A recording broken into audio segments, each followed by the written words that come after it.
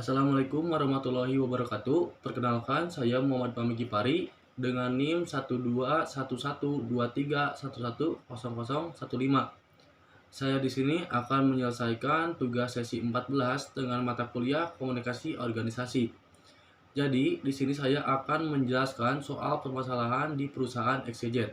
Perusahaan XYZ ini berkembang di bidang teknologi yang sangat pesat dengan lebih dari 500 karyawan di seluruh dunia. Kepala perusahaan Bapak A telah memimpin perusahaan selama lebih dari 10 tahun sejak berdirinya. Selama waktu ini, perusahaan telah tumbuh secara signifikan dan menjadi pemimpin dalam industri teknologi.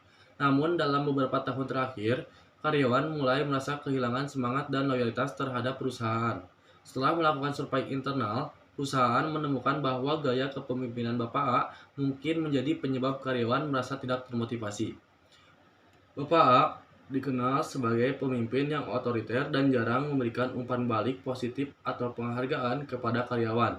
Selain itu, karyawan merasa tidak dihargai dan merasa tidak memiliki kebebasan untuk mengeluarkan ide-ide baru. Tugas saya di sini yang pertama menganalisis gaya kepemimpinan Bapak A dan identifikasi faktor-faktor yang mungkin menjadi penyebab karyawan merasa tidak termotivasi. Yang pertama, kurangnya partisipasi dalam pengambilan keputusan. Pemimpin otoriter lebih suka membuat keputusan sendiri tanpa melibatkan banyak orang. Mereka mungkin merasa bahwa mereka memiliki pemahaman yang lebih baik dan bahwa partisipasi orang lain hanya menghambat proses pengambilan keputusan. Yang kedua, ketidakmampuan untuk menerima kegagalan. Pemimpin otoriter mungkin sulit menerima kesalahan atau kegagalan. Mereka cenderung mencari kambing hitam dan menolak tanggung jawab dan kesalahan atau kebijakan yang tidak berhasil. Yang ketiga, kurangnya toleransi terhadap kritik. Pemimpin otoriter tidak menyukai kritik, terutama yang bersifat konstruktif. Mereka dapat merespon dengan keras terhadap orang-orang yang berani menyuarakan pandangan yang berbeda atau kritik terhadap kebijakan mereka. Berikut analisa saya mengapa karyawan tidak termotivasi saat kerja. Yang pertama, kurangnya penghargaan dan pengakuan. Karyawan yang merasa pekerjaan dan pencapaian mereka tidak dihargai atau diakui oleh atasan atau rekan kerja mungkin kehilangan motivasi. Yang kedua, ketidaksetujuan terhadap manajemen atau kebijakan perusahaan. Jika karyawan tidak setuju dengan gaya manajemen atau kebijakan perusahaan, ini bisa menjadi sumber ketidakpuasan atau kehilangannya motivasi. Yang ketiga, ketidakjelasan dalam pengembangan karir.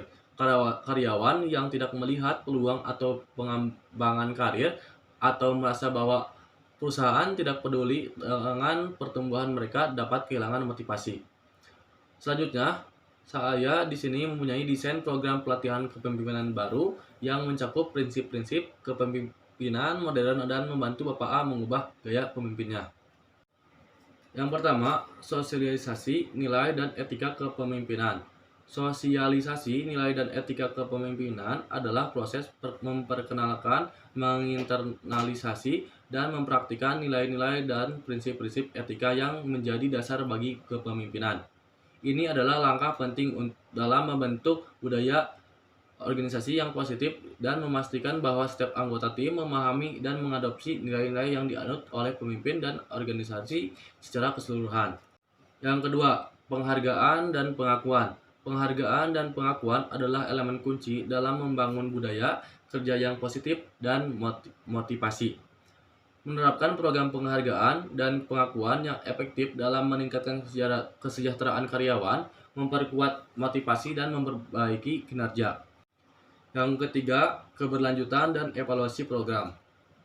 Keberlanjutan dan evaluasi program adalah dua aspek penting yang perlu dipertimbangkan dalam merancang dan mengimplementasikan program manajemen atau pelatihan.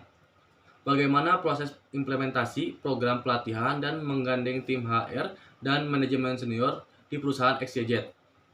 Selanjutnya, proses implementasi bisa dilaksanakan dengan cara tim HR menggunakan survei internal yang dibuat sebelumnya oleh perusahaan dan tim HR bisa menggunakan proker yang sudah dibuat sesuai dengan kebutuhan perusahaan saat ini.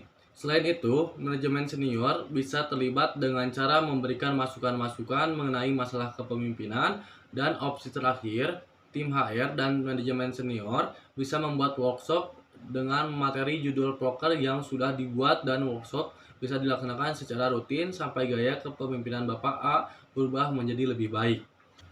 Untuk melakukan evaluasi efektivitas program pelatihan secara implementasi, proses evaluasi pasca implementasi dengan cara menyerupai karyawan, apakah proker yang sudah dijalankan apakah efektif atau tidak.